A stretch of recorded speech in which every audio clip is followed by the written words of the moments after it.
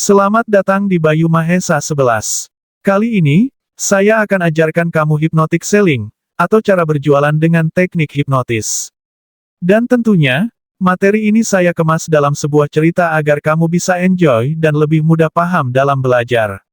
Mari kita masuk ke ceritanya. Bayangkan sebuah pagi yang lembab di Bandung. Kita berada di jantung Pasar Cicadas. Kamu tahu sendiri kan bagaimana rasanya. Suara klakson angkot yang saling bersahutan di depan terminal, bercampur dengan teriakan para pedagang yang suaranya sudah serak-serak basah sejak subuh. Bau ikan asin yang menyengat menusuk hidung, beradu dengan aroma kopi tubruk dari warung-warung kayu di pinggiran jalan yang becek. Di tengah lautan manusia itu, muncul sesosok pria dengan gaya yang, sudahlah. Siapa lagi kalau bukan si Kabayan? Peci hitamnya miring ke kiri sampai mau jatuh, sarung kotak-kotaknya disampirkan di bahu seperti handuk, dan dia berjalan sambil bersiul kecil, seolah-olah pasar itu adalah taman pribadinya. Kabayan adalah orang yang paling santai di tengah manusia-manusia yang sedang dikejar target hidup. Namun, langkah kaki Kabayan terhenti saat melewati sebuah lorong sempit yang agak gelap di pojokan pasar. Matanya yang jenaka menangkap sesuatu yang kontras. Di sana, di balik tumpukan ubi dan sayuran yang mulai layu karena panas, duduk seorang gadis bernama Sari. Usianya baru 20-an, wajahnya cantik alami khas gadis desa, tapi matanya sembab. Dia tidak berteriak menawarkan dagangannya. Dia hanya tertunduk, meremas ujung bajunya yang lusuh. Sari jualan bukan untuk kaya, kawan-kawan. Dia jualan hasil kebun seadanya demi satu tujuan, membelikan obat untuk ibunya yang sedang terbaring lemah di rumah. Tapi di pasar yang kejam ini, air mata tidak bisa menukar sayuran menjadi uang. Kabayan mendekat. Dia tidak memberi uang, karena dia sendiri pun sedang tidak punya. Tapi dia punya sesuatu yang lebih berharga, ilmu. Neng Sari, jualan itu jangan pakai duka, tapi pakai sukma, bisik Kabayan sambil berjongkok di depan lapaknya yang sepi.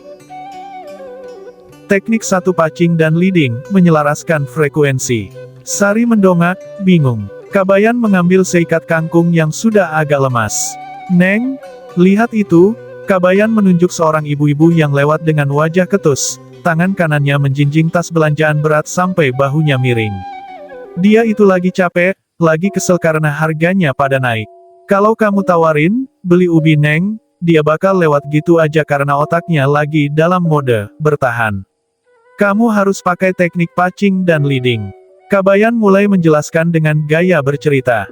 Pertama, pacing. Samakan dulu frekuensinya. Dekati dia dengan pertanyaan yang tidak bisa dibantah oleh kenyataannya. Coba kamu bilang, aduh ibu, belanjaannya berat banget ya. Pasti capek banget muter-muter pasar dari tadi subuh. Apa yang terjadi? Pikiran bawah sadar si ibu akan menjawab, iya. Dan ketika dia bilang, iya, tembok pertahanannya runtuh. Dia merasa dimengerti. Dia merasa kamu adalah temannya, bukan orang asing yang mau mengambil uangnya. Nah, setelah dia merasa nyaman, baru masuk ke leading, lanjut Kabayan. Arahkan dia, bilang begini, makanya bu, ambil ubi ini aja buat camilan di rumah. Nggak perlu ribet diolah, tinggal rebus, sambil selonjoran istirahat capeknya hilang. Sari mulai paham, pacing adalah menjemput bola, leading adalah memasukkan golnya. Pilihan semu, double bin. Tapi Akang, gimana kalau mereka masih mikir-mikir? Tanya Sari ragu. Kabayan terkekeh. Jangan kasih mereka kesempatan buat mikir, beli atau tidak. Kasih mereka pilihan semu. Ini namanya double bin. Kamu harus ngasih dua pilihan yang dua-duanya berakhir dengan kemenangan buat kamu. Jangan tanya, jadi beli nggak bu? Itu pertanyaan terlarang. Otaknya bakal otomatis jawab, enggak. Tapi tanyalah, ibu mau ambil ubi merahnya 2 kilo sekarang, atau mau dicampur sama singkongnya biar lengkap buat gorengan nanti. Lihat permainannya, si ibu nggak lagi mikir, beli atau tidak, tapi otaknya sibuk milih, ubi atau singkong. Mau dia pilih A atau B, dompetnya tetap kebuka buat kamu, Neng. Power Watch dan Embedded Commands, pesan tersembunyi. Kabayan mengambil sebuah singkong yang kulitnya masih tertutup tanah kering. Dia memutarnya di tangan, lalu menatap mata Sari dengan serius, tapi tetap ada binar jenaka di sana. Neng Sari, orang itu beli bukan pakai logika, tapi pakai imajinasi, kata Kabayan pelan. Kalau kamu cuma bilang, singkong ini empuk, itu cuma informasi. Masuk telinga kiri, keluar telinga kanan. Kamu harus pakai power words. Kabayan mulai mencontohkan. Gunakan kata sakti seperti, bayangkan, rasakan, mudah, dan otomatis. Ini namanya embedded commands, perintah yang diselipkan pelan-pelan ke otak bawah sadar. Coba kalau ada bapak-bapak lewat, kamu bilang gini, Pak, coba deh bayangkan sejenak, gimana senangnya anak istri di rumah kalau bapak pulang bawa singkong goreng empuk ini, pas digigit rasanya langsung lumer, bikin suasana sore jadi otomatis hangat banget. Kabayan menjelaskan bahwa saat kita bilang, bayangkan, otak manusia tidak bisa menolak. Mereka akan benar-benar membayangkan singkong goreng itu.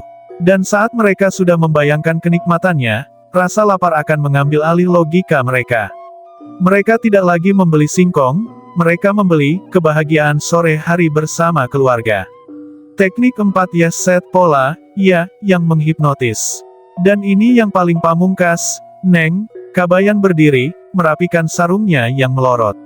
Ilmu yes set, namanya juga manusia, kalau sudah bilang, iya, berkali-kali, mereka bakal susah buat bilang, enggak.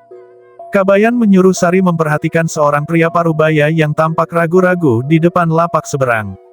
Neng, pancing dia dengan pertanyaan yang jawabannya pasti, iya. Jangan 1, tapi 3. Kabayan memberi contoh. Lagi cari bahan buat makan siang yang segar ya, Pak.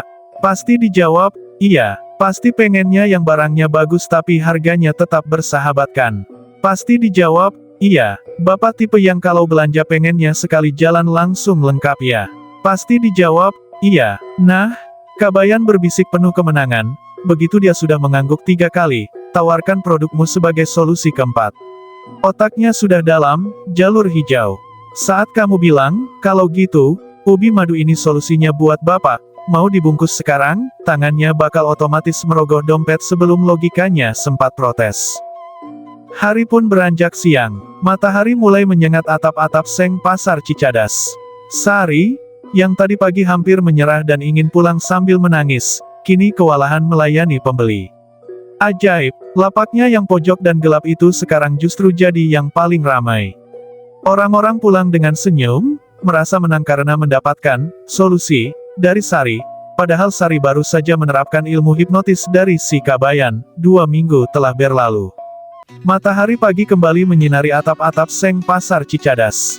Si Kabayan, dengan gaya khasnya, peci miring dan langkah santai, iseng mampir lagi ke pojokan pasar tempat Sari berjualan. Namun, langkah Kabayan terhenti. Dia tertegun. Pojokan yang dulunya gelap, sepi, dan penuh air mata itu kini telah berubah total. Riuh, antrean pembeli mengular di depan lapak Sari. Bukan cuma sekadar beli, para pembeli itu tampak mengangguk-angguk senang, tertawa, dan dengan cepat merogoh dompet mereka.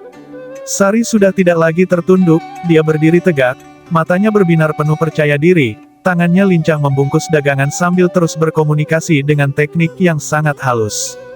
Begitu, melihat sosok pria bersarung kotak-kotak itu, mata Sari membelalak senang. Kang Kabayan, teriaknya sambil memberikan kode sebentar kepada pembelinya.